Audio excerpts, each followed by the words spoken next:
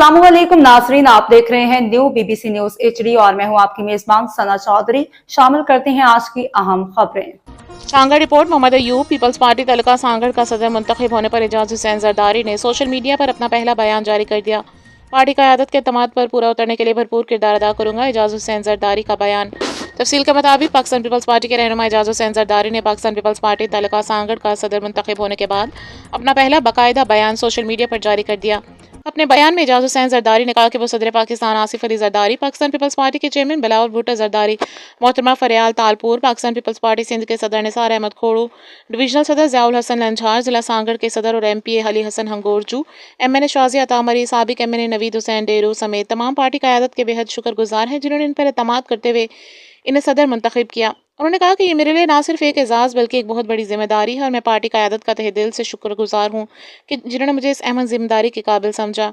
एजाज हुसैन जरदारी ने मजीद कहा कि वो अपनी तमाम तर सलाहियतें बरोकार लाते हुए पार्टी की मजबूती, कारकुनान की खिदमत और तंजीम को मजीद फाल बनाने के लिए भरपूर किरदार अदा करेंगे। उन्होंने इस अज़्म का इजहार किया कि मैं पूरी कोशिश करूँगा कि पार्टी की और कारकुनान की तवक्कुआत पर पूरा उतरूँ। उन्होंने कहा कि पाकिस्तान पीपल्स पार्टी अवाम की नुमाइंदा जमात है और वो कारकुनान को साथ लेकर पार्टी पैगाम को घर घर पहुँचाने के लिए दिन रात मेहनत